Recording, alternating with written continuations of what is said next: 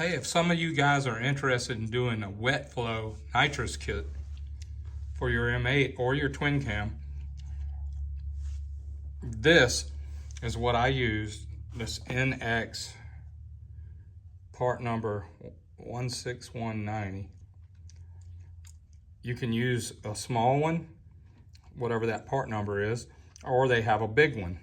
One's bigger for the M8, more fuel will go through it, and one for the twin cam, it's a little bit smaller, but it still flow a lot of fuel.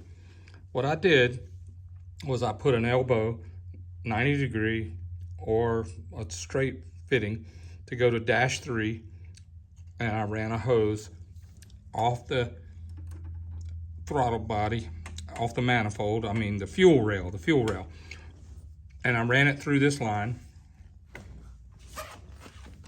and I ran a nitrous gasoline nozzle, solenoid, and this solenoid is just really small. I mean, it's a good size, it'll flow a lot, but I put a line on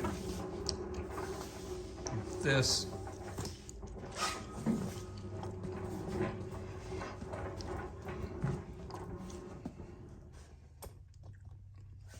right here. This goes to the fuel solenoid. It's only 20 thousandths of gas jet.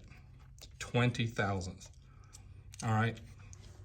I put it on the dyno and I read how much air fuel with nitrous and how much air fuel without nitrous. This bike is tuned up really good. Blue 5.0 tuned up really good on never mind the nitrous. Also, when I turn the nitrous on, it will give me an air fuel ratio that's way rich when I add 20 thousandths. This 20 thousandths jet is under pressure, the same pressure that's in the gas tank.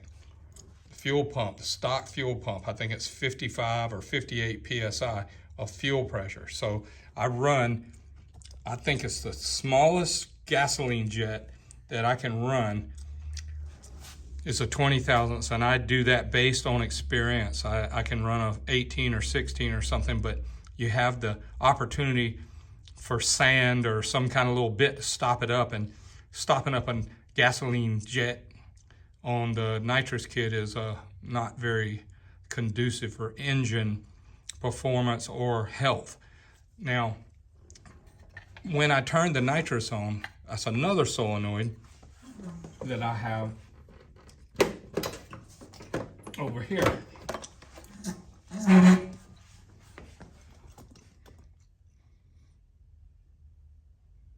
You can see it. All right, Nitrous Express, all of it's Nitrous Express. Call them and they'll get you the parts. But what I wanted to tell you is I was able to get 40 horsepower out of the air fuel ratio that this stimulated. You can see here I have air fuel bungs in my pipe, and I run wide bands on the dyno, and I measured it, and I started off at a 30 thousandths nitrous jet and a 20 thousandths gas jet, and I decided 20 thousandths gasoline was the most I was going to run to get the air fuel right. Well, with a 30 thousandths nitrous jet, it was probably 11-to-1 air fuel ratio. I said that's too rich. I'm going to run it to a 32. 32 got me up to 32 thousandths nitrous jet. That got me up to, say, 12-to-1, 12.5-to-1 with the 32 on the nitrous, 20 on the gas, gave me 12-to-1 air fuel ratio based on my wide bands that I have here.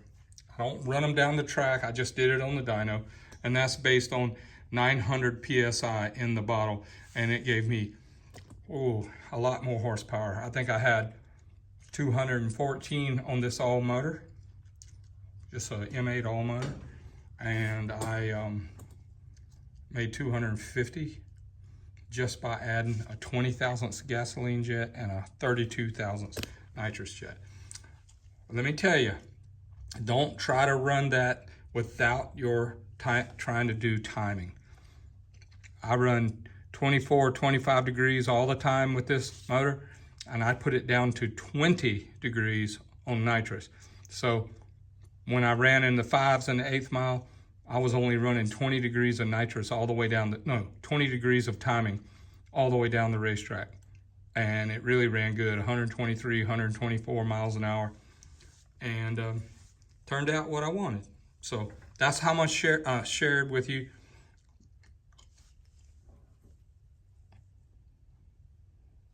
This part made it easy. Thank you. Have a good day.